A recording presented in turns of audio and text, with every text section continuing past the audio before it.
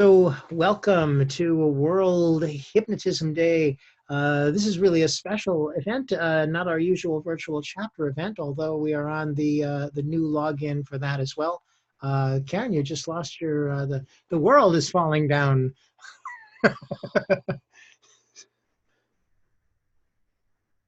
Okay, I think she'll be back with us in a moment. So anyway, welcome to World Hypnotism Day. This particular class got put together in an interesting way. It was Lynda Donalds mentioned it in the virtual trainer class. She thought it would be an interesting idea, and I thought it was a fantastic idea that we've got some folks that have just gone through that are interested in training online, and so I like to think to some extent this is a recital. Uh, for the end of the virtual trainer class, as well as being a celebration of World Hypnotism Day. You will be eligible for 1.5 hours worth of CEUs from IACT or IMDHA if you are members of either of those organizations. And I suspect if you're members of almost any other organization and you let them know that you are online on World Hypnotism Day for a hypnosis event, they will give you credit for the time. So please do collect your hours. So, welcome. It is World Hypnotism Day 2020, the year of clear vision. I'm glad the world is standing back up again. Karen Hand uh, is with us. And so, without further ado, we have got a number of presenters, and each of them only has 10 minutes. So, I don't want to take anybody's time. I am going to turn the microphone over, in fact, to my good friend Karen, and she will kick things off for World Hypnotism Day. And welcome, Karen. Well, thank you, Michael. And I'm so delighted to be here and so thankful that you put another wonderful thing together for us. So I appreciate it. You know, I'm the word gal, magic words and language patterns, right? But I want to talk to you about non-verbal suggestions in this couple of minutes that we have together and the importance of the non-verbal suggestion. Anything can be hypnotic. Anything. The hypnotist, the communicator, the influencer makes a suggestion, and the person receiving it can ignore it, can take the suggestion, or can reject the suggestion. All levels of hypnosis, because of course hypnosis is an inside job, and the receiver is the one who decides whether they take or accept a suggestion. So here's how it works. Let me share this, see if I can share this really quickly. Here is a suggestion. Look at this picture and see if you can find this suggestion in this picture. Oh, there are lots of suggestions. You know, there's suggestions to buy things here and suggestions here. But my favorite suggestion in this picture is this one right here. And this one right here. Two little different colored gray squares. There are two cash registers, and those two little gray squares give a covert suggestion of something. Now, notice this one. Let's see, the second one didn't come up. Let me try that one more time. There it is. He has taken the suggestion, the covert suggestion, hook, line, and sinker. He knew exactly how far to stand back out of the way. You know, nobody's standing over here. So I've had people say, well, yeah, but that could be anything. It's just a covert suggestion. And most people will take that suggestion. Anything can be a suggestion. The point is, a suggestion is made and taken or not. But if a carpet square can do it, you can do it too, right? Just a simple carpet square is a covert suggestion of where the line is. A direct suggestion, if we're going to use that same kind of metaphor, a more direct suggestion would be like in a bank where they have gold panels and ropes, and you follow that would be a direct suggestion of this is the way to go. But that little gray carpet square is a covert, simple suggestion of this is where the line forms. And people tend to take it. The hypnotism starts a whole long time before you ever say hello.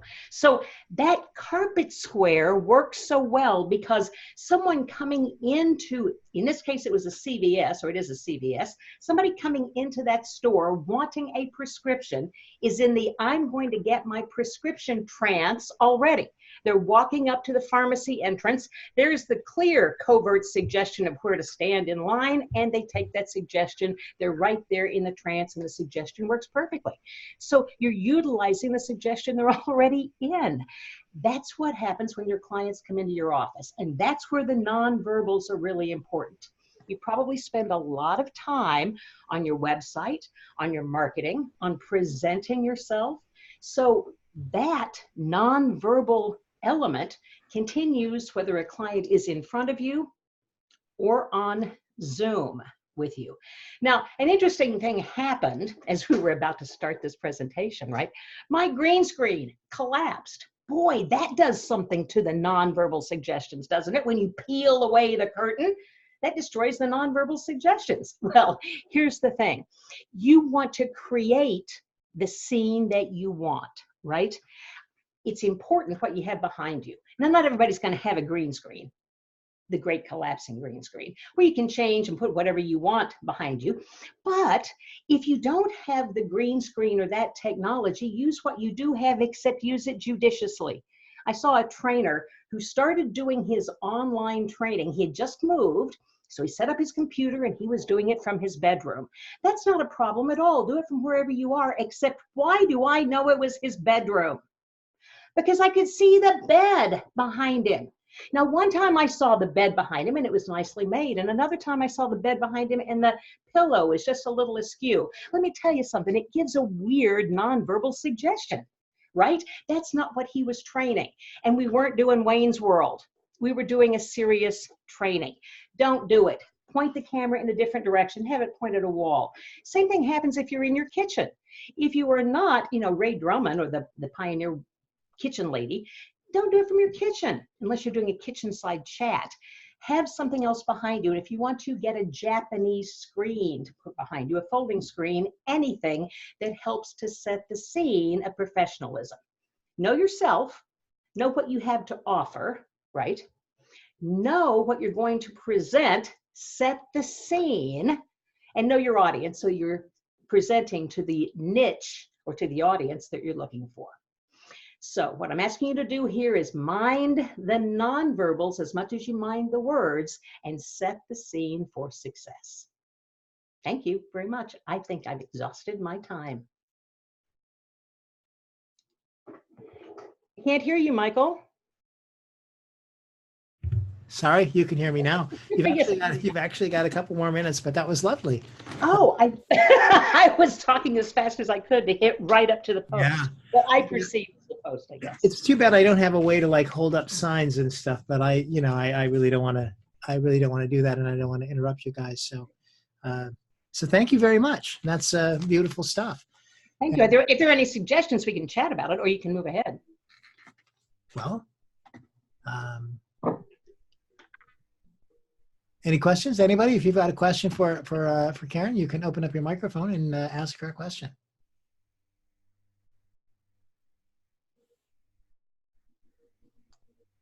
I will tell you, actually, I appreciated the fact that you were talking about the person doing the hypnosis with a somewhat unmade bed behind him. I figured it was just a suggestion for sleep, right? It was not. No, that's a different thing, Michael. If you were doing something like that, of course you can use that. But when you're online, you can set the stage for what you're doing. And if I've got another second or two, I can set the stage for whatever I'm doing. If I want to do kind of a fireside chat, I can always use this background instead. If I want to set that kind of thing up. In the fall, I might use something like this. Mm-hmm. On a nice day, we might go here. But no, we're celebrating World Hypnotism. Is that Ernest Hemingway's house? I'm sorry, what? Ernest Hemingway's garden? It was not, no, it was the oldest house on Key West. But you were very close. Very close, yeah. You were very close. It was on Key West. All right. Okay, well, thank you very much. We're gonna move on. And our next presenter is Rory Oleson. And the thing is that Rory has got some interesting stuff to talk to us about, because he calls what he's going to share with us a grounding cord for the new year. And here it is, the beginning of the new year. So what could possibly be a better time for that? So Rory, say hello to the people. Hello to the people, of course. So happy to be here with you all. There's some lovely people in this group. I know some of you, maybe not all of you, and who knows who else will be watching this in the future. But for grounding cord, I'm literally actually talking about imagining a grounding cord. I first learned this tool about 20 years ago from one of my first spiritual teachers. And it was through a meditation class. And I know, since everybody watching this is probably a hypnotist, you can adapt any other tools that you find and kind of put them into that hypnosis box as well, since everything is hypnosis and hypnosis doesn't exist. So, having said that, I'd like to start out with a little awareness exercise, because before you can ground yourself, it's good to have a little bit of awareness of where your point of attention is or where it's not. So number one, just go ahead and close your eyes for a moment and just get a sense of where your thoughts are. What sensations are you feeling? What are you aware of right now? And it could just be something as simple as your body on your chair, or the air in the room, the sound of my voice, or perhaps you're thinking about things that happened today, or you're feeling residual feelings, or anything that you are currently aware of right now. And of course, if we have this awareness, we have this capacity to notice everything throughout our body and all around us. And the more we notice this and the more we're aware of this, there truly is no boundary to our awareness. So we can expand and contract it. And right now, I would like to invite you to contract your awareness inward into the center of your head. Maybe even imagine that it's centered right with your pineal gland. And from there, just take a couple of deep breaths and just notice how easy it is for you to center your awareness in your head. And from there, just take a couple deep breaths and just notice. What do you notice here in the center of your head? Is it easy for you to be there? Are there any distractions? Are there things distracting you? And just notice that. And then just say hello to your body.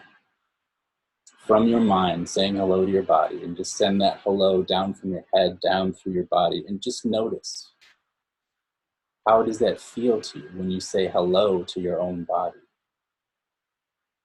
And after saying hello to your body, you're continuing to remember to breathe, and breathe down into your abdomen, filling your lungs. And take that point of awareness from the center of your head and travel down your spinal cord from your head and down into your neck and through your torso, and take it to the tip of your spine, or the base of your spine rather.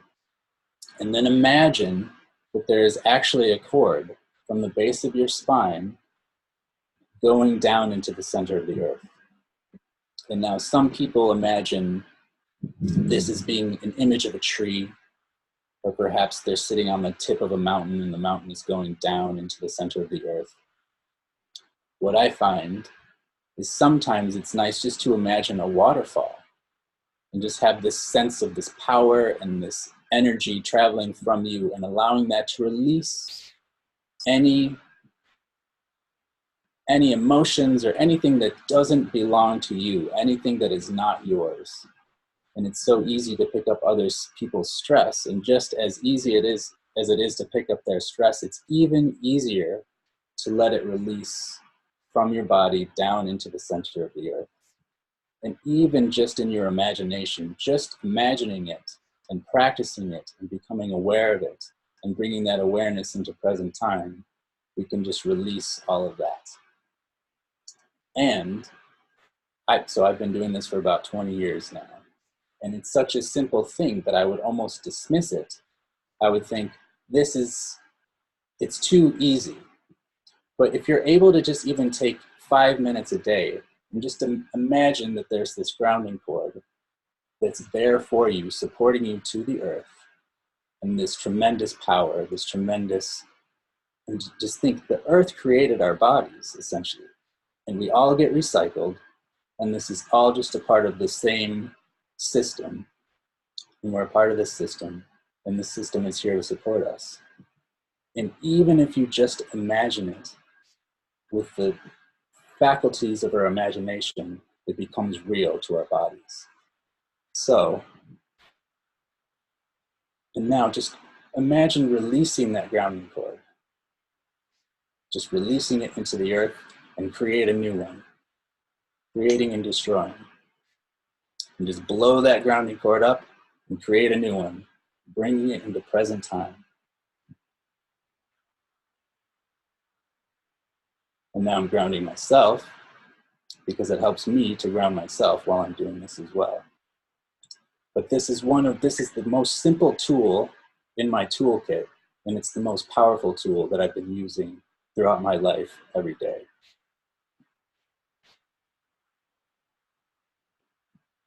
And whenever you're ready, you can go ahead and open your eyes and come back to the present time. And I'm actually at the end of my presentation.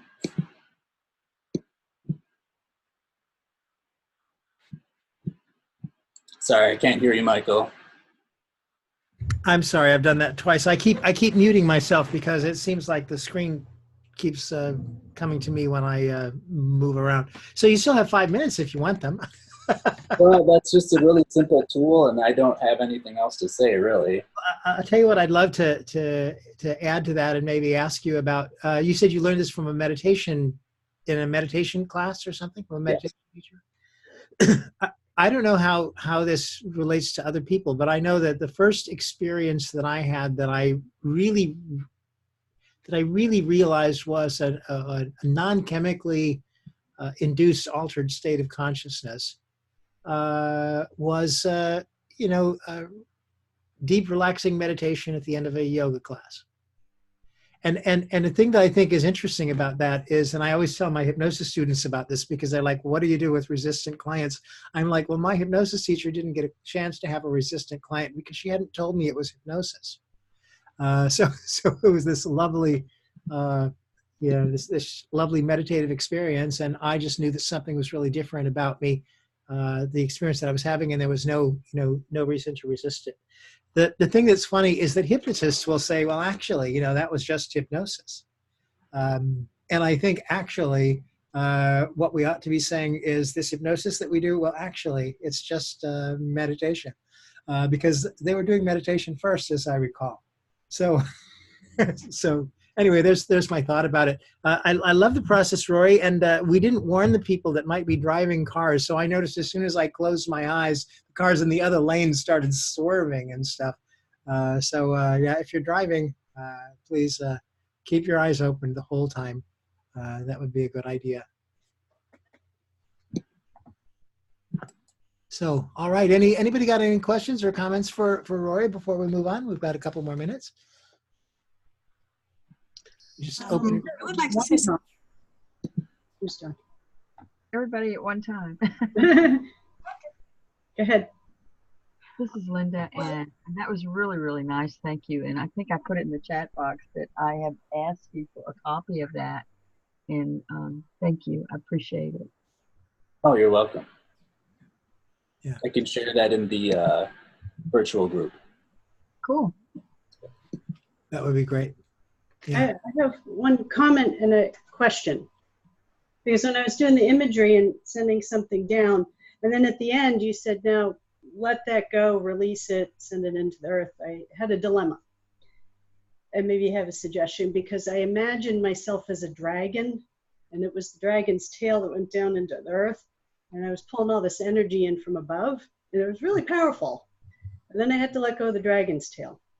So I don't know if maybe I ought to have a different imagery or a different solution to the letting go of the tail. You could do anything you want. You can create an even better tail. Yeah. Tail. It's just about bringing it into present time. And if it's a living thing for you, if the dragon's real, you don't have to destroy it, but just check in with it, because even when we make these intentions, if you go back in your imagination and look at it, it might have changed. Because you can't step into the same river twice and all that stuff.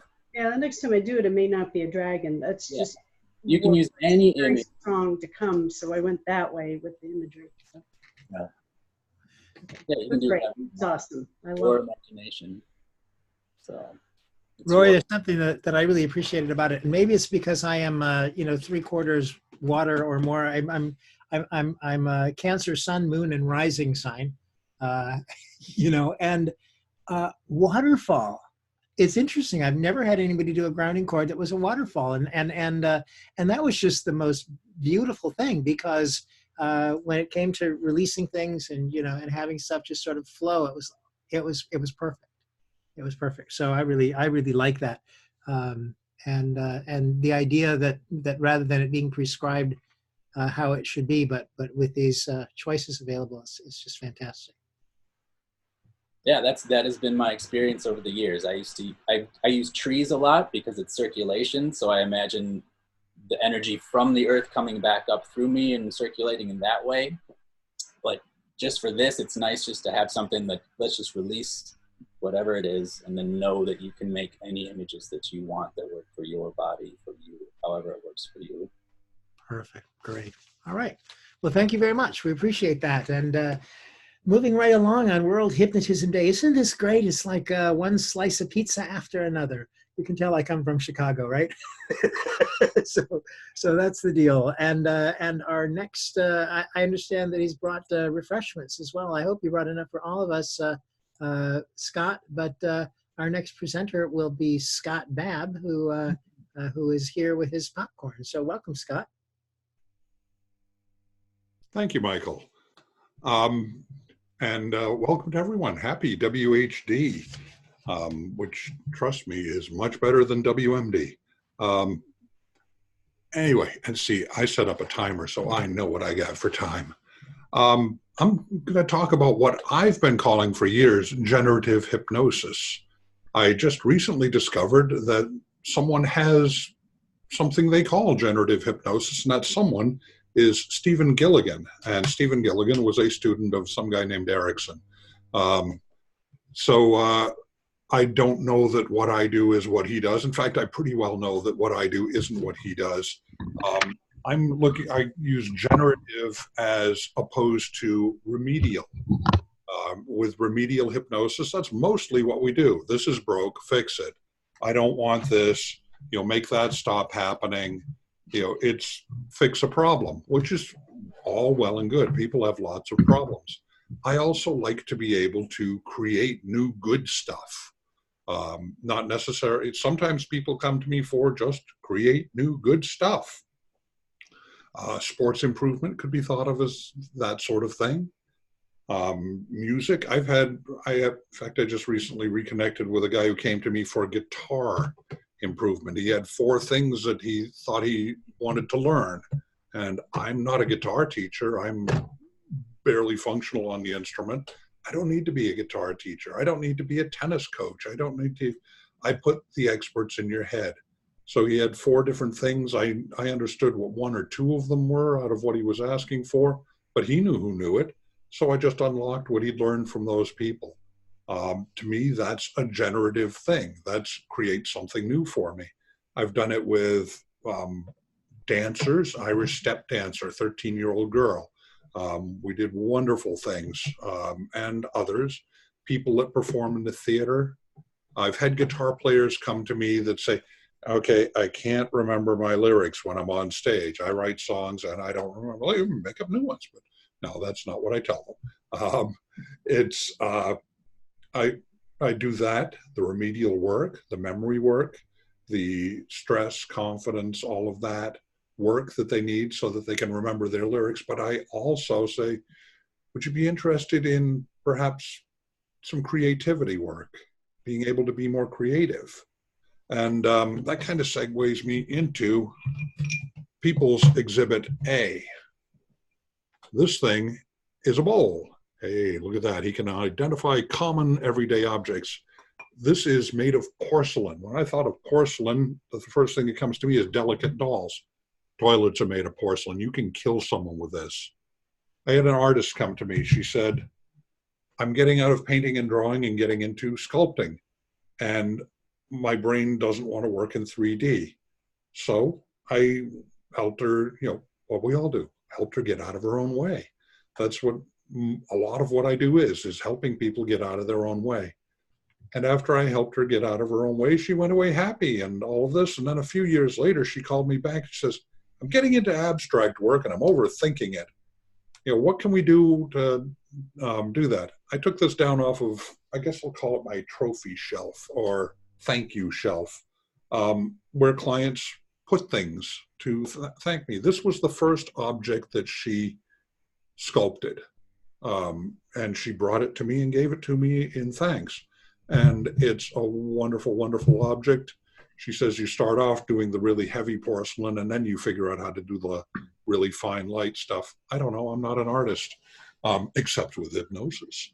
But anyway, so while we got talking about getting her out of her own way again with the abstract, and then I said, would it be of interest to you to also have some new creativity things put in? And she says, sure, artists love creativity. How did I do that? Yeah, this is where it gets weird. I did it with cross-wiring submodalities.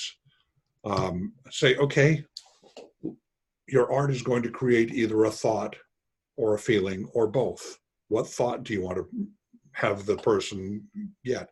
What feeling do you want them to feel? Okay, let's look at that feeling. What does the feeling, what color is that? And what does that color smell like? And, while you're looking at what that color smells like, which, your brain is already, we're rewiring things for more creativity. I started going, what does that color sound like? What does that feeling taste like? And all of those odd things were giving the wrong perceptions of different feelings, sensations, sounds, sights. And she was very, very happy with the enhanced creativity that gave her. This also works in other areas.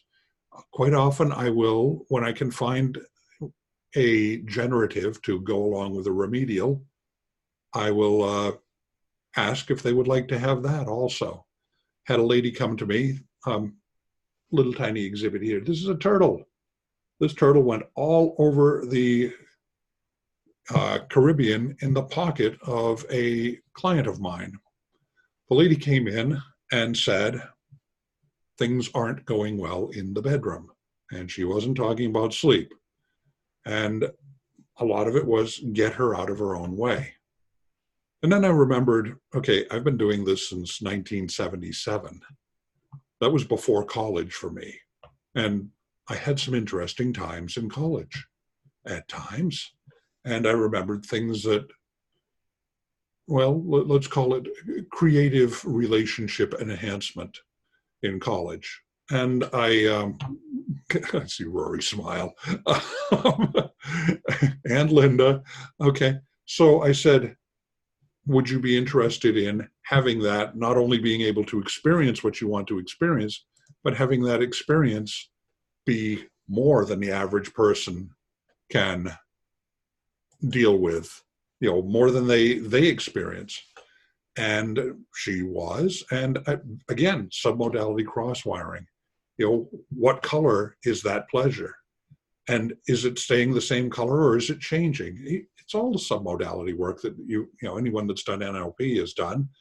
And you'll find that you can do this, you can do that, and this and that were things like, as you and your husband are touching, you can allow all of the energy around you from the entire planet, from the entire universe to flow into that touch. And, well, reports were she was very, very happy. That's what she told me. She was very, very happy with what we got out of that, what she got out of that. We didn't do any of that. She and her husband did.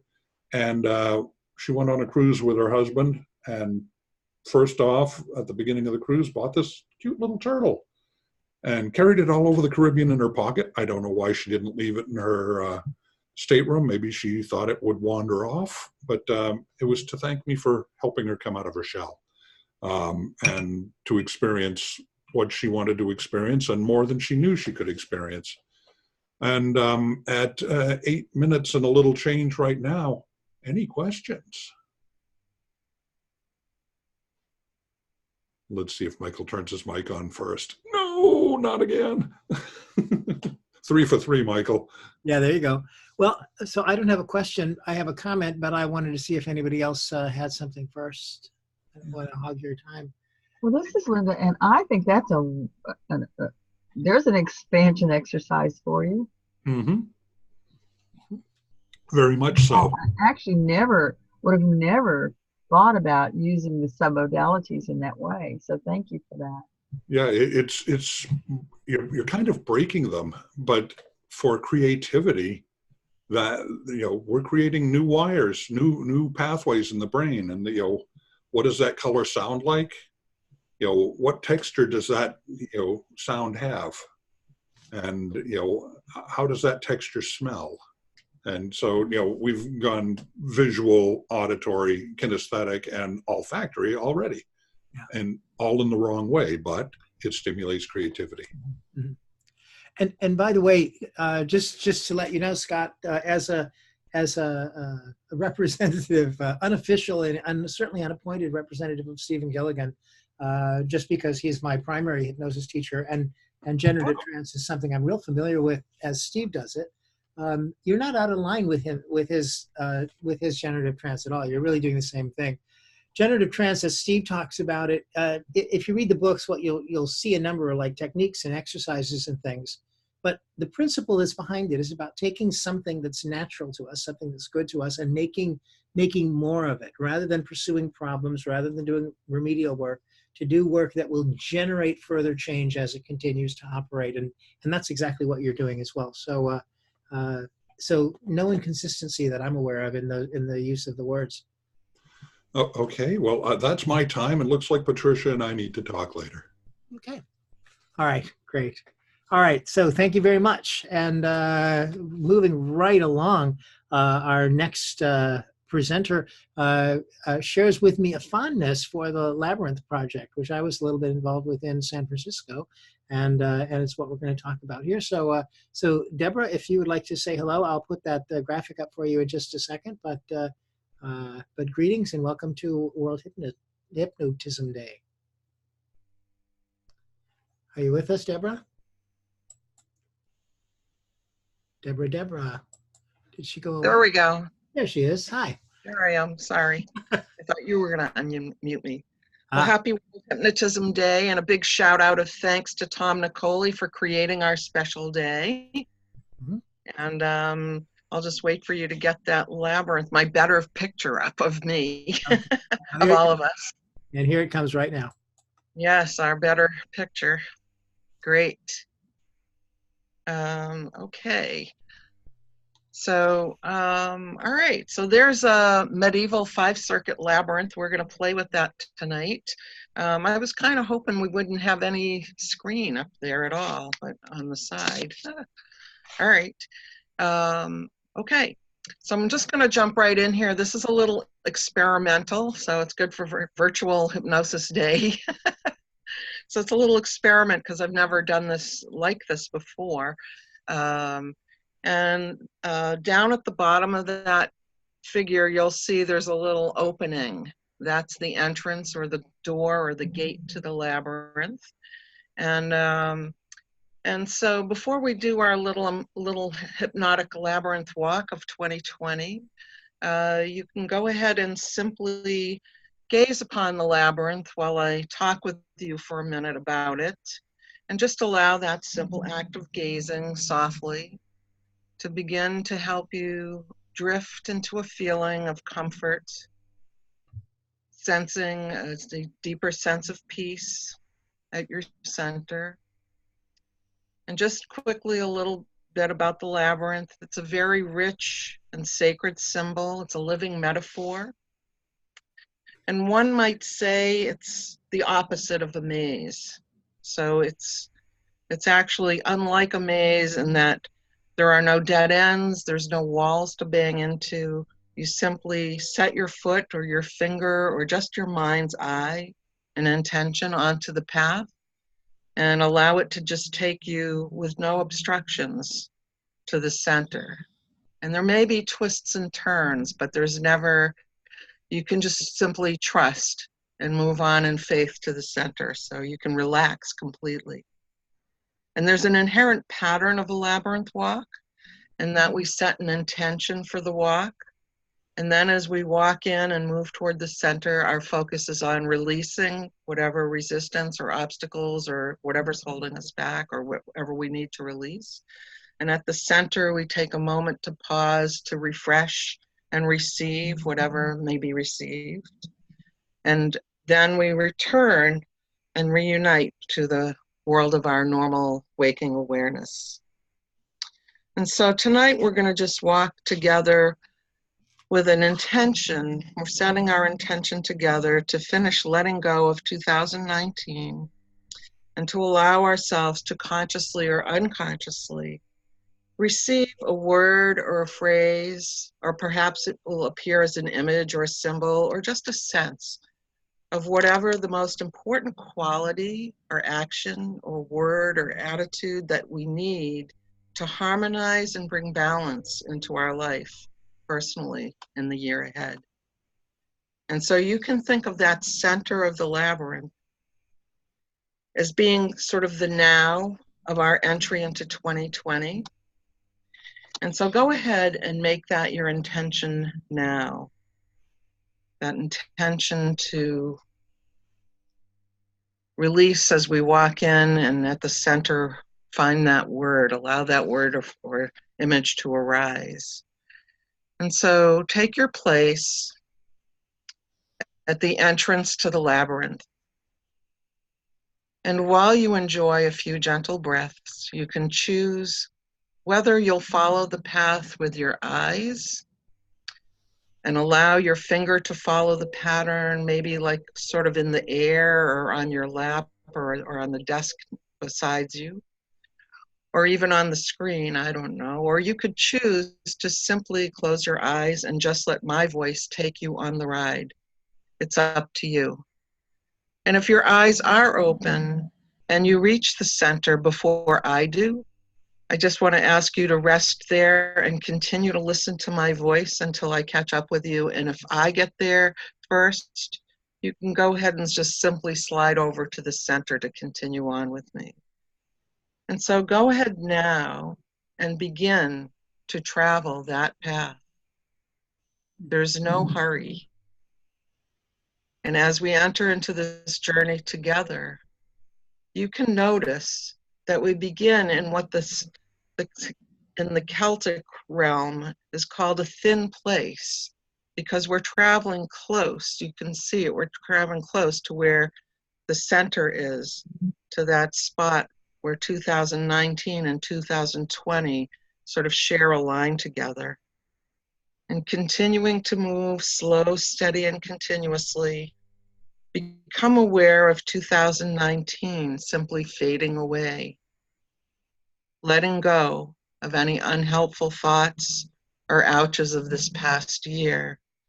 And at every turn, sincerely ask and allow your beautiful, dutiful subconscious mind to release any hurt, any misunderstanding, any struggles or frustrations that may be trying to follow you into this year.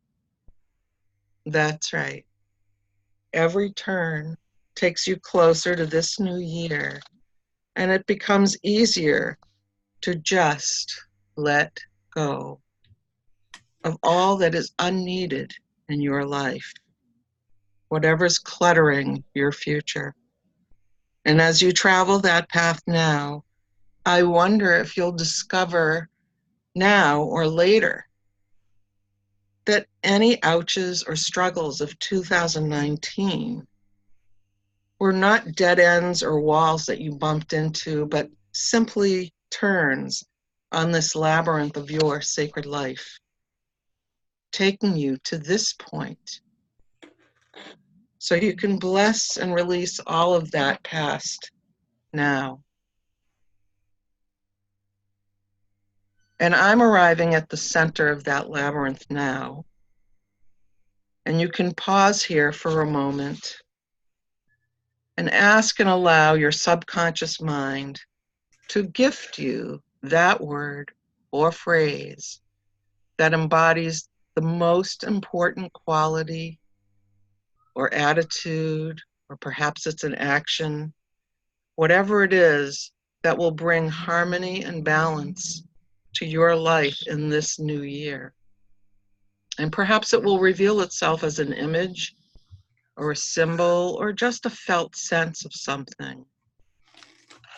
And I don't know if you'll get your word or image now, or tonight in a dream, or tomorrow, or even 2 weeks ago. The important thing is to ask and allow, and to dare to be surprised, consciously or unconsciously. All you need to know to experience even more harmony and balance in the coming year.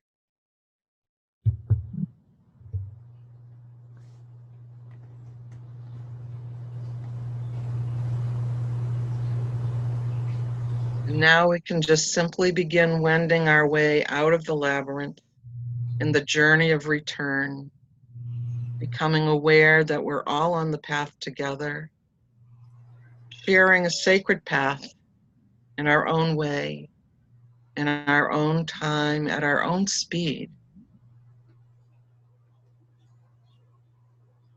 And yet sharing the path together. That's right. We're all walking this path together.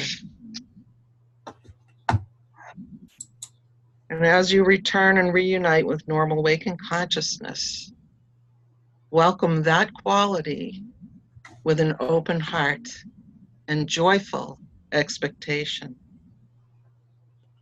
And you can go ahead and take your time to come out to normal waking consciousness. I think I'm getting the sign here. I was getting carried away. I'm sorry. That was lovely. I'm sorry I had to bring you back. I'll tell you, I just need to tell you, I hope you don't mind me sharing this, but I got an incredible word and I didn't really expect one or anything. And it just slammed into my head. And the word is reconciliation, which is a hell of a word to start. That's a heck of a word. And there's a reconciliation labyrinth pattern for you. I will send it to you. Thank you so much. Thank you so very much. All right. Well, thank you for having me on. Yes, we really appreciate it. And happy World Hypnotism Day to you, Deborah. So we're moving right along. And our next presenter is, I've got this backwards, I'm sorry, is Lynda Walsh. So Lynda, I know that you're out there somewhere. Let me get one. Well, I'm unmuted. Yeah. Here I am. What's up with your camera, hon? Hold on. There she is. There I am. Yeah, there I am. So that was lovely. Thank you. That was nice, and I share my word. It was allowance. So that's good because I've been struggling with some things that I need to allow more to go and more to come in. I want somebody to give me an allowance. Me too. You remember the guy? What was his name? Daddy Big Daddy Money or something like that. Anyway, money bags or something like that. Yeah. Well, I would like to share with you guys. You probably already know about clean language and are what they call head, heart, gut. And I usually when I study things, sometimes I combine things to make a protocol, and I love it, and it works really well for me. So what I do with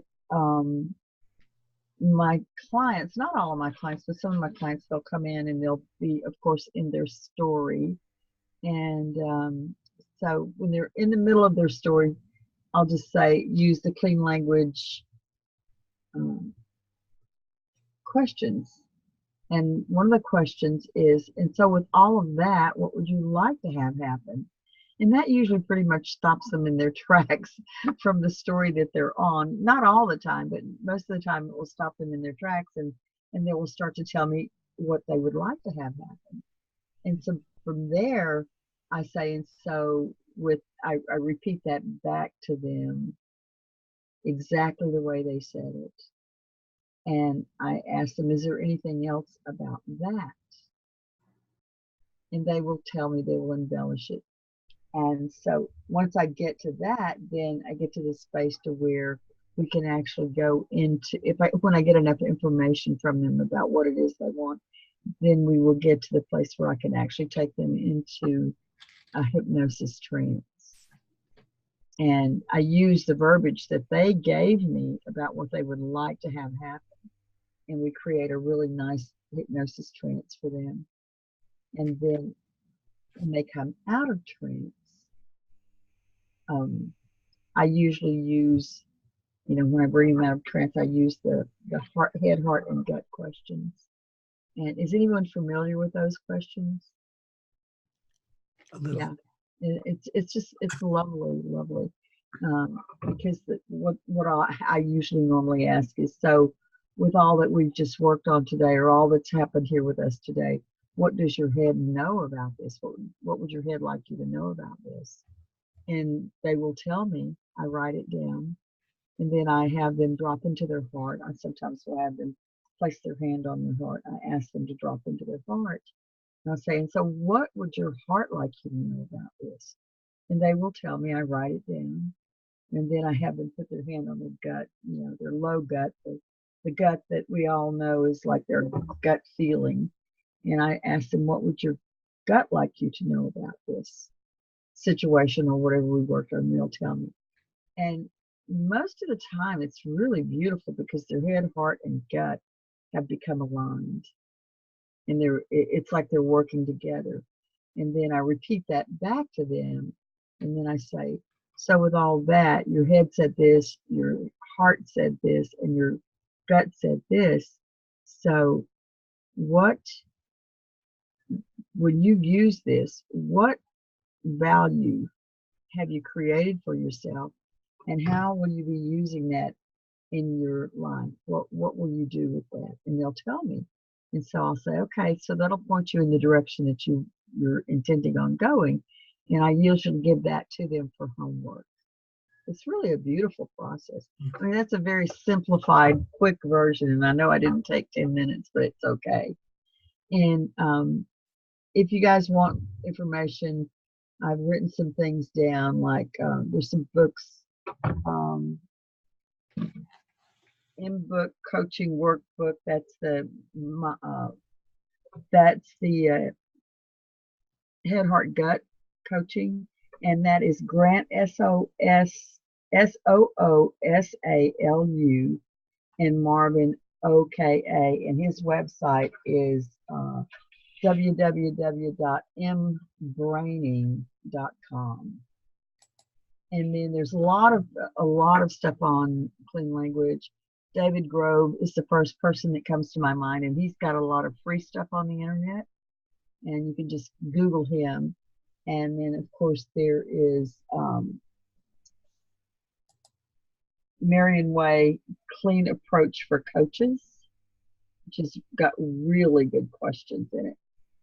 And also, oh gosh, what's his name? He does hypnosis and coaching. He does clean language and coaching. Let me think of his name just a minute. James Tripp. So if you all are familiar with James Tripp, he does a lot of clean language and hypnosis. He has combined them quite beautifully. Yeah. And Michael Watson, I see, has some stuff here. Well, I am. I'm not wanting to interrupt. I'm trying to do this in the background. So Oh, okay. as you're giving your sources, I do have some things to put up here to share with people. So Okay, great. so anybody got any questions, or you got a couple more minutes, Lynda, before we move on?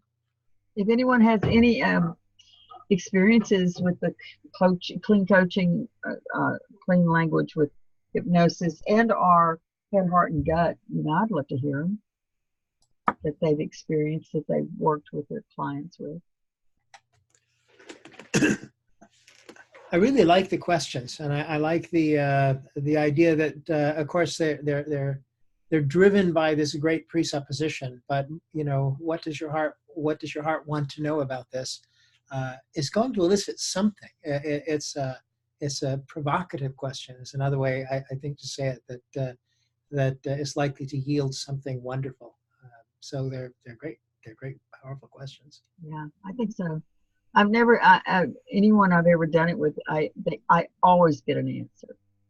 I always get a really cool answer, like, wow. I like to say it kind of brings them home to themselves. Yeah. All right. Well, thank you so much for that. We appreciate it, and happy World Hypnotism Day to you, Lynda. Thank you.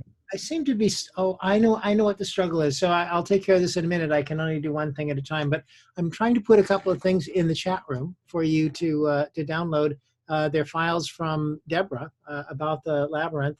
And the only one that I'm not able to put in there just yet, because I have to go into my desktop and close the open application, is the chart itself that you were looking at. So you can click on those in the chat room, and it'll download them to your computer if you like those.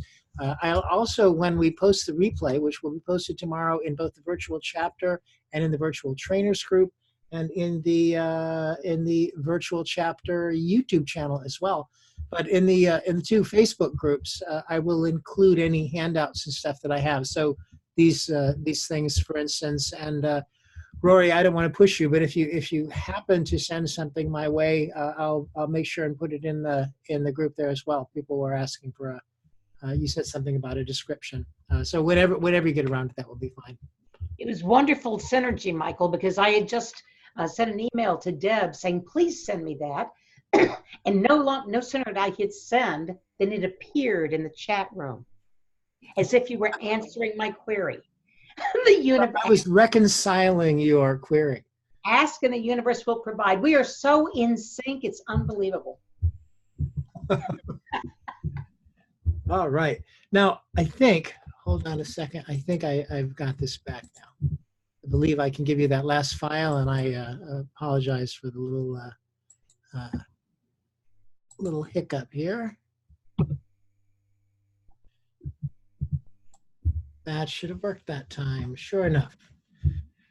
So then it is time for us to move on, and our next presenter will be the Fox. I just love calling him this because this is the Fox Valley hypnotist, and I grew up in the Fox Valley as well, but it isn't the same Fox Valley, and yet maybe there's a portal somewhere between one place and another, because I certainly think of this fellow as a kindred spirit, and I love the stuff that he does. And we're going to talk about the shape of reality, I believe, or something like that. So that is David Ruby. So David, welcome to our evening, and happy World Hypnotism Day to you. Thank you for having me, and I got the timer going. So this is more or less an idea as much as anything, and it's the idea that our realities are not real, but they're things that we have some control over. Hence the reality shaping, or think of it as reality by choice, that we have a decision about our realities. A quick story is, when I was a kid, I watched Clash of the Titans, the old kind of cheesy 70s version, with special effects was kind of, now it's dated, but at the time when I was a kid, it was amazing. And I remember watching it later in life, actually for school, and the illusion was shattered for me, because when they, spoiler alert if you haven't seen Clash of the Titans, but I think it's Perseus beheads Medusa, and all of a sudden she, dies, and all of a sudden this blood comes out, and it's like, it looks like Heinz ketchup. I'm like, oh my God, it's Heinz. And that what had been a scary thing was now very comical, or it could be. And looking back now, I have the ability to choose. Is that something I want to engage in and have it be this epic fantasy mythological story, or something I can make fun of? Mystery Science Theater 3000 is a great analogy, or a great example, because you could have one movie where you watch it and it's a very serious or very comedic thing, and then they look at it and they make fun of it and it's a parody. So getting back to the reality shaping concept, or whatever you want to call it, the goal I've been playing with is we have a choice in how we view reality. And there are probably more than 3 ways to approach this, but 2 ways I think we can approach it. Normally we try and change it. If someone has a phobia, you make and don't do this if you have a fear of spiders, but you have this huge image of a spider in your head, you can shrink it down to a speck of dust, make it far away, turn down the sounds. You change some modalities, change how you represent it. You can be less associated to the picture or the event, and it doesn't bother you as much, generally speaking. Put it behind you, blah, blah, blah. And that's a great way to do it. There's a lot of great therapies around that. To give credit where I got this snapped into place, Jürgen Rasmussen and Alistair Hill have played with the psychological illusion model, where you're still engaged, you're still in the picture, in the theater or the movie or whatever it is you're thinking about. But you remind yourself that you're just thinking. So again, it's like me watching Clash of the Titans. I didn't turn the movie off, I didn't run away, I didn't disengage as much as I just realized it's a movie. I went kind of meta to it. So again, if you have something that bothers you, like someone at work, maybe you don't start like this horrible phobia, but something that bothers you, you can change the submodalities, you can dissociate from it, you can start to change your internal dialogue about it, which is a great strategy. Another one is to realize that they're just your thoughts. And you basically stop getting wrapped up in the movie. We start to view it as something that, yeah, it is just your thinking. It's something that they're pictures you have, they're words you're saying. So it's a different way to engage in a way to think about your thoughts and your processes. It makes you more conscious of it. It's like watching Jaws. Instead of this giant shark, you realize it's a mechanical shark. You go, oh, this is a movie, this is a scene, this is a plot where this happens. So there are 2 ways of thinking about it that I thought were kind of interesting. And actually, another thing that influenced this was the use of psychedelics, real or hypnotic. But they've been doing research with psychedelics since forever. In fact, Michael, you know the book Mind Games. I think you recommended it to me way back when I first got into this stuff.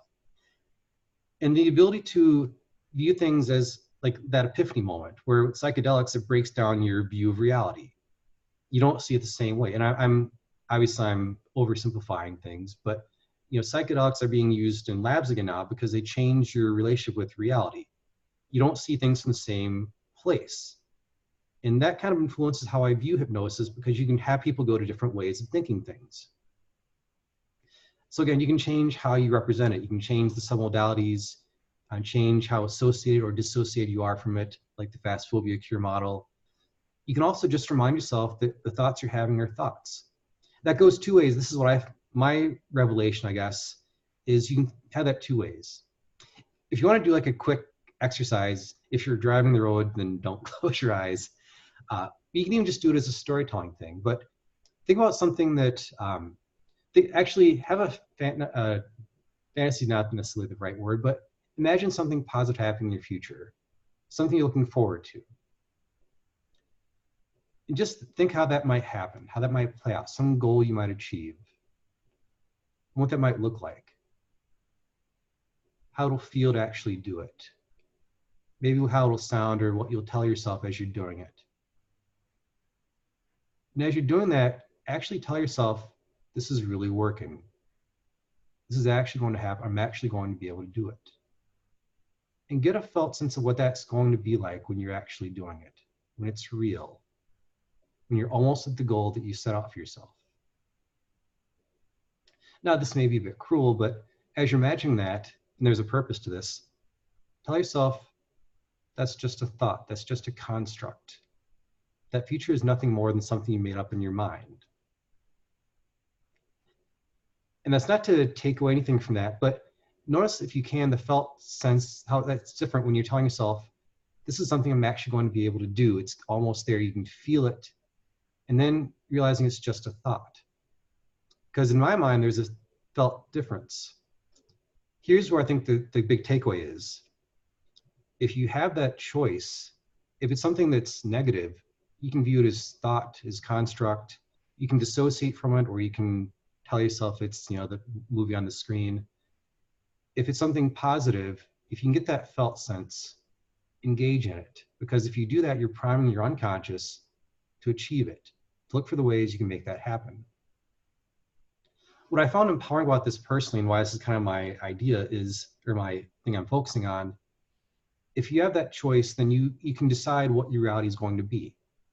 If reality sucks, frankly, you can change that. Change how you engage with it, change the representation, or just tell yourself this is just what your mind's telling you.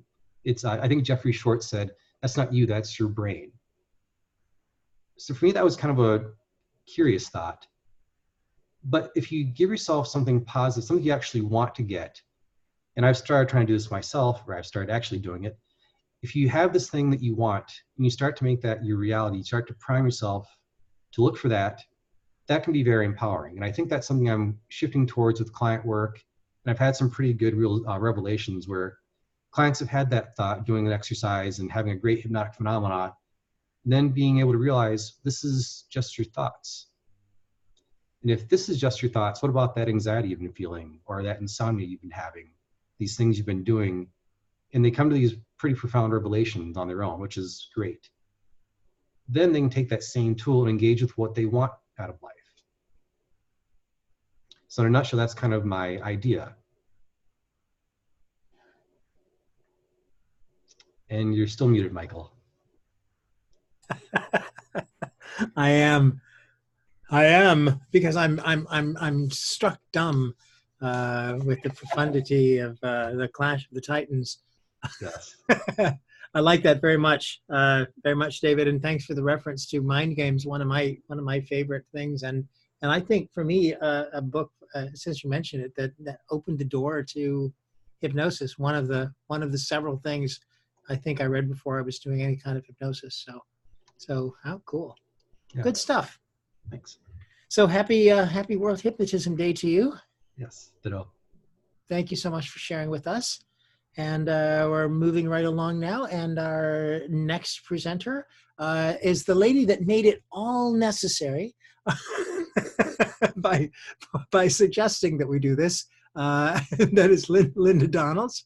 Thank you, Lynda, for being here. I'm glad you could get away and get yourself organized to be with us tonight. And happy World Hypnotism Day. Happy World Hypnotism Day. Off to my side here. She's like, I don't want to be on the screen. It's my niece. I'm actually at my brother-in-law's house, which is why I got here. Hi. This is Rachel. She's been helping me organize my thoughts for what I'm going to talk to you guys about, but she doesn't want to be on screen. So I think she's going to watch the Patriots game probably. So we're up in Massachusetts. So my talk is on something that 10 minutes is just going to be challenging for me to talk about because I'm really passionate about talking about ADHD. And I've been presenting on it at a couple of different conferences. And so that's what I chose for my topic is ADHD. It's something that's really something I deal with every day because I got diagnosed with ADHD a couple of years ago. My daughter has ADHD and it runs in both sides of our family. So she's off screen. Rachel's also working on her psychology doctorate and has done a little research in this. And actually a piece of what she's been studying is something that's in my talk, which is resilience. If I could get her on screen, that might be great. So I want to do a little screen share, and I made some slides, but in true ADHD fashion, I've kind of abandoned some of them. But I want to show a couple of things. So let me get my PowerPoint. So I don't know if I still show up on the side or not, but you should see probably not my whole desktop, which is probably what I just did. Did I? I don't know. Anyways, so this is my first slide, but I wanted to do one little quick thing about ADHD, because this comes up a lot when people talk to me about it, whether they're a hypnotist or somebody in the general public, but not people who specialize in ADHD, the psychologists and therapists and coaches and all, is that, you know, what is ADHD? It's in the DSM, which is the diagnostic manual that therapists and all diagnose with. It comes out as attention deficit hyperactivity disorder. And that's a bit of a misleading title, particularly if you are in the public, because the name, well, there's a long history of why they called it that, but there's different medical reasons why they use certain terms. And for our general jargon, we tend to misinterpret what they meant. But there's this word deficit in there. And anybody who has ADHD knows that you can focus your attention. As a matter of fact, sometimes it's not in deficit. You end up with hyper-focus. It's really a situation of having trouble with transitions, transitioning from one thing to another thing. And once you've got hyper-focus, that transition becomes kind of hard. Also, hyperactivity. We think of kids bouncing off the walls and having all this energy, but hyperactivity can be very hidden, can be a very internal experience. It can be lots of busy thoughts, but to someone looking at a person, you wouldn't know that they were hyperactive internally. It is also not a behavioral, not a mood, and not a thought disorder. It's a neurological disorder. It's brain-based. So it's a little bit different than everything else in the DSM. It's also not new. The first mention of ADHD, although it wasn't called that, occurred in 1798. It's first mentioned in medical literature 220 years ago. We also know today that children do not outgrow ADHD, but when you get maturity, you can learn strategies and it masks or manages ADHD. We're really aiming for manage, not mask. So, and the other thing that's very misunderstood is medications that are used for ADHD. They're some of the most medications that have the longest history. They've been used for 70 years. They have tons of research and lots of long-term stuff that they've watched about it. But those people who really research ADHD are emphasizing that medication it helps many people. It does not take care of everything, because medication can't teach skills. And so it's emphasized often that you need to pair treatment for ADHD with other things, education being the top of the list. Also nutrition. There are some supplements that are natural that work very well. Exercise, sleep, behavioral strategies, coaching, and counseling. And we fit into this multifaceted integrated approach that research emphasizes. So I wanted to start with that. And then the other thing I wanted to bring up is on a different slide. I've hacked half my slides I presented for today. I have been going to the International Conference on ADHD 3 years now. And this picture of me with some people in ADHD world that may be familiar to people, but I've been three years in a row. Their 2018 conference, I was a presenter at their conference, so you can see my picture with Ari Tuckman and my presenter sign there. So, and I presented to that community about hypnosis, because they don't know a lot about hypnosis. So my mission is to bring hypnosis to the ADHD world and ADHD to the hypnosis community and to the public as everything. And I presented on hypnosis for improving sleep, because that's perhaps one of the most important things that people with ADHD often struggle with, is how can I get better sleep? Sometimes it's the busy mind that's going 20 million miles an hour with 600 different conversations in your head, and you can't get to sleep. Or you got to sleep and then you woke up and the mind took off getting busy and how do you get back to sleep?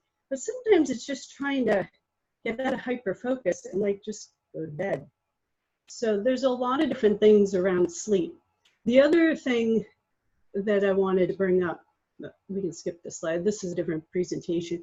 This was a picture from the 2018 keynote presenter with Russell Barkley, where he put this slide up, is some research he did, and 9 malleable factors that affect ADHD, and if we can make changes in this area, make a huge difference, people with ADHD. And when he put this slide up on for his presentation, I looked at all 9 bullets, and I'm like, well, that's everything we do with ADHD. We work on things with weight, nutrition, exercise, sleep duration, risky behaviors like driving, smoking, alcohol use, just general current health things.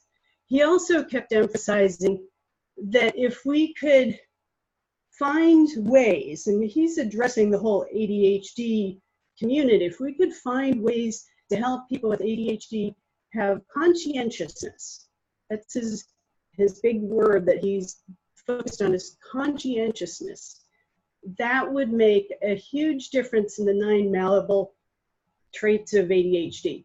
And that breaks down into having self-awareness, being aware of your behaviors, which is an interrupt for impulsivity, and self-regulation, to be able to regulate that, which comes after awareness, and then self-compassion, which is where resilience comes in, with Rachel, who's off screen again.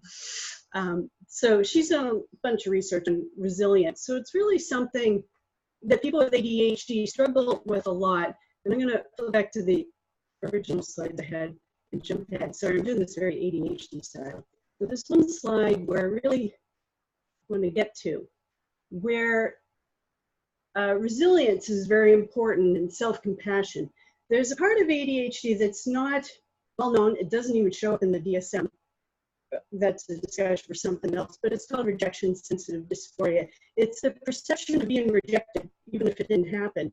And it creates a lot of anxiety in people, and it really shuts them down. And so if we could help people understand what that experience of rejection sensitive dysphoria is, a lot of them don't realize that that's part of ADHD, then we could help with awareness and regulation and self-compassion and help build resilience. And I think this is a big area that's going to become much more well known to people as we get more ADHD research out to the public. And this is an area where we need to focus. This can help with a lot of things, but I think that resilience is a big thing. I think that's kind of that, like all I can get into 10 minutes here. I have enough to talk for days, but anyways, I think I'm out of time. I'm sure I have time going off here. So. It's a really ambitious topic, and I appreciate what you were able to share with us in 10 minutes.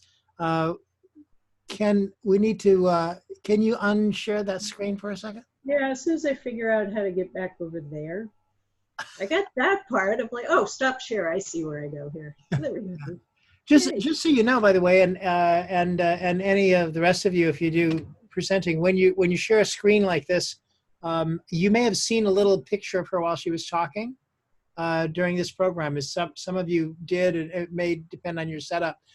In terms of the recording, however, the recording will only record the shared screen. So so we didn't get to see you through all of that, but we did at the beginning, and it was lovely, and we really appreciate your presentation on ADHD. So thank you so much. We got a full plate today, and there's just one left. I wonder who it will be. Maybe me. So I'm going to share something with you to sort of bring us out for the end. Now, Deborah did a little process with you. Rory did a guided process with you. You've been in and out of trance several times. Of course, I know as soon as you turn on a computer screen and and stare into it, you've got to be going off somewhere. David took us to the Clash of the Titans. It's interesting. I was just watching Doctor Who before I sat down at the table here to do this. So it was a nice reference of old stuff with bad special effects. That was fantastic. So thanks. So I want to share with you something that is a process that I love, and for the last gosh, I don't know how many years, 20 some years, on January 6th every year until just a few years ago. I stopped it, but I've been doing an Epiphany program in my office here in Orlando, and started doing it when I was in San Francisco. I kind of miss doing it, but one of the things that's beautiful about it is that this time of year, of course, people are making resolutions. They're thinking about what it is that they want to manifest, what they want to bring into their lives in the coming year. And what I want to share with you is a process. Some of you may already be aware of it. I call it the Tibetan star. It is weirdly called the Tibetan star because it actually comes from some shamans in the Amazon, and one must wonder what Amazonian shamans have to do with Tibet. But according to John Perkins, who is the fellow who brought us this technique from the Ecuadorians, he said that they told him that they learned it from some Tibetan shamans. So there's a part of me that wonders if somewhere, maybe in Kansas, for instance, in the middle of the summer, there's a shaman convention. And they get together and share techniques from around the world or something. However this happened, John went to Ecuador with the Peace Corps in the 1960s when the Peace Corps was still a baby, and they discovered they didn't. How do I say it? Shortly before their visit, the Shuar had been discovered, who were the last indigenous people on the planet, I believe, to have been found in the wilderness, deep in the middle of the rainforest. As much as early as a generation before John's visit to them, the Shuar had been headhunters and some really scary mofos. So it was kind of interesting for him to be there. And yet they seemed to take a liking to him. He was interested in their ways and studying their ways, and they shared some stuff with him. And among the things that they shared is the process that I'm going to share with you. I think it is perfect for this time of year. They call it an exercise in, realizing the dream or activating the dream, something like that. I can't remember exactly the title that John put on it. I like to think of it as something that we might use similarly to any goal-setting process, except instead of the usual way, instead of sort of planning out a timeline and all of that stuff, the purpose of this process is to activate your mind and your heart, your head and your heart, and to get them in line with this goal that you are pursuing. And getting those things in line with one another is just a really powerful tool.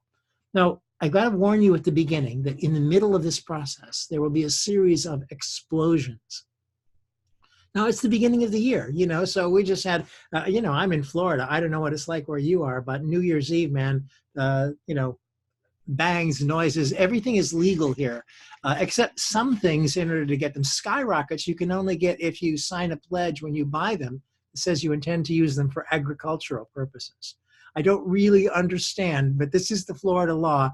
You can have M80s and all that stuff if you want to scare crows away from your garden. And so as long as you sign the right document at the fireworks display place that's only set up on the 4th of July and New Year's, you can get fireworks.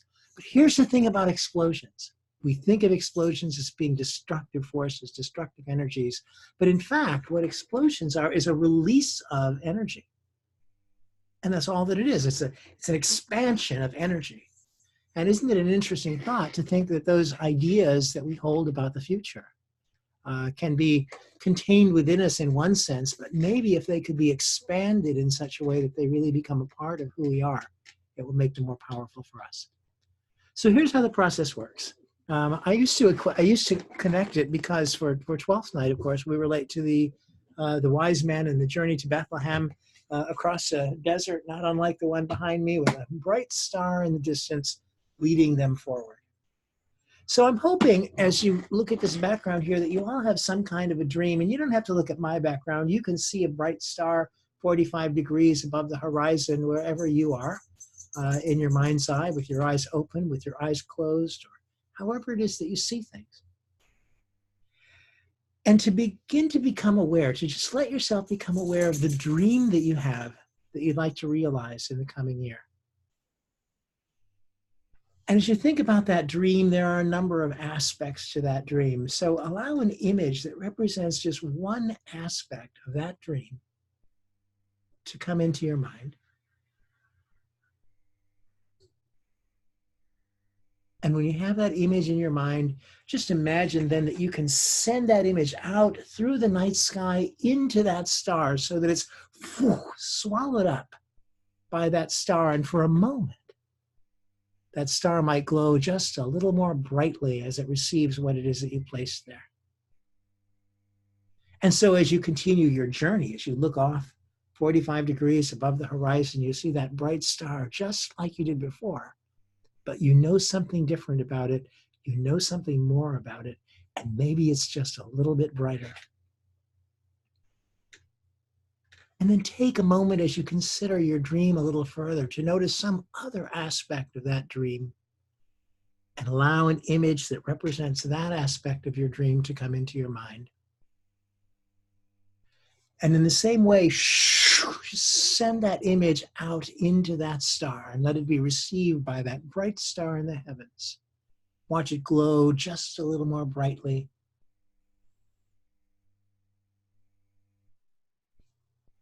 As it receives your image. And you know what's there.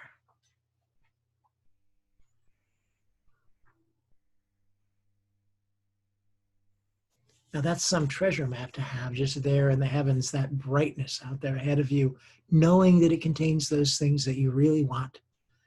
And recognize in your mind now one more aspect of the dream that you intend to manifest.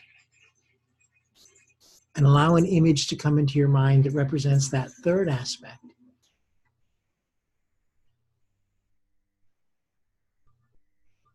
One that you really like. And as you get that in your mind, in the same way, just send it out into the night sky, through the night sky, into that star, where it will be received, and the star will shine just a little more brightly for a moment as it takes it in. And you can look at that star of wonder, that star of light, and know that it contains within it those 1, 2, 3 images that you've placed there, even though you might not just now see them for the brightness of the star. And as you stand there looking off into the night sky, I'd like you to imagine now that you can draw that bright star down towards you, closer and closer until it comes right in through your third eye into the center of your head, filling the center of your head with its crystalline brilliance. And as you look around in there, you notice there's that 1, 2, 3 things, those images that you placed there. In that brightness there in the center of your head. And with an understanding now that as it does so, it's going to release energy into your consciousness, into your mind. Allow that star in the center of your head to explode now. And feel the energy being released into your mind, released into your thinking, becoming more and more a part of your consciousness, more and more a part of your awareness.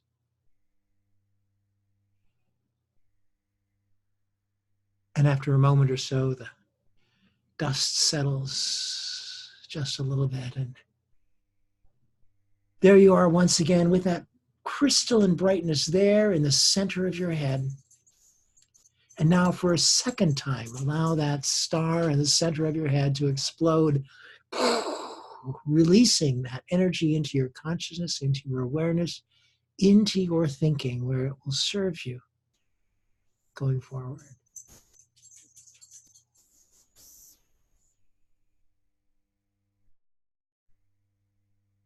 Then again, after a moment, the dust settles.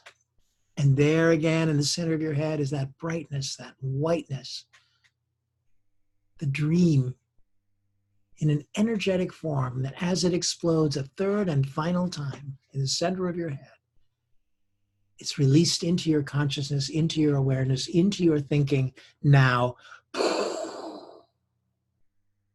just let it explode as it becomes a part of you, a part of who you are.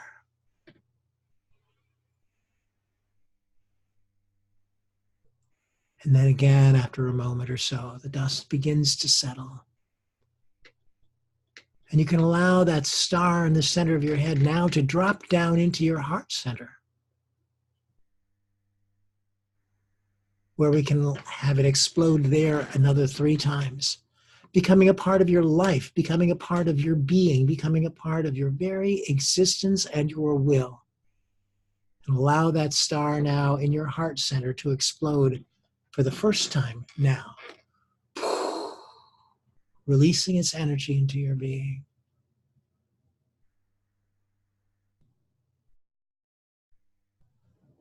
Feel the wave of it, and then it settles down as it becomes more and more a part of who you are.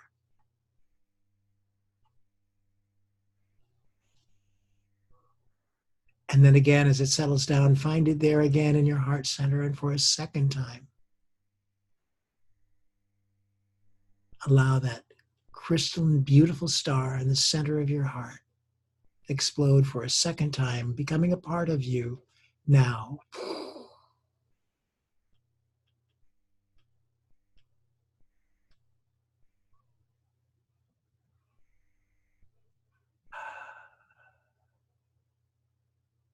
Feel the energy infusing your being.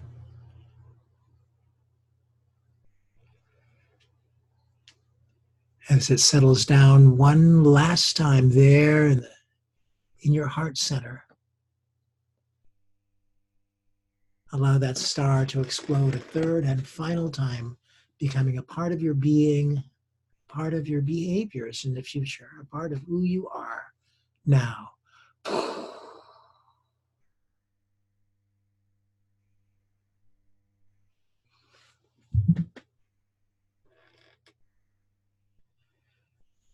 And then finally, just take a moment to sit with it, and then to allow that beautiful star in your heart center to rise back up into the center of your head, to exit out of your third eye and to move out into the night sky 45 degrees above the horizon, off in the distance, where it can continue to guide you safely through the night on your journey.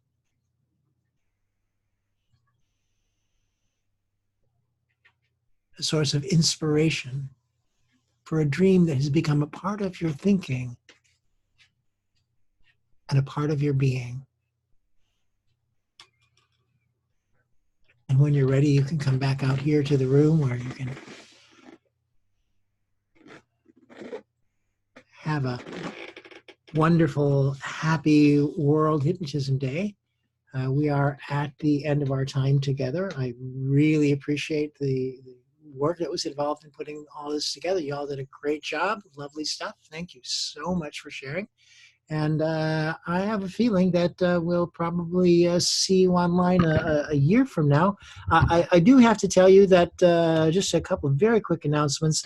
The Galaxy of the Stars online is all about the business of hypnosis. It's going to be February 8th and 9th, run by IACT. You can, IACT and IBHA, you can register through their website or call them up. But we're going to have Ken Guzzo and Tracy Riley and Sheila Granger and Wendy Friesen talk to you about what it is that they have done with their businesses in hypnosis to generate success. February 1st and 2nd, Core Transformation here in Orlando. If anybody wants to come to it, was 85 degrees yesterday in Orlando, so you just might bear that in mind.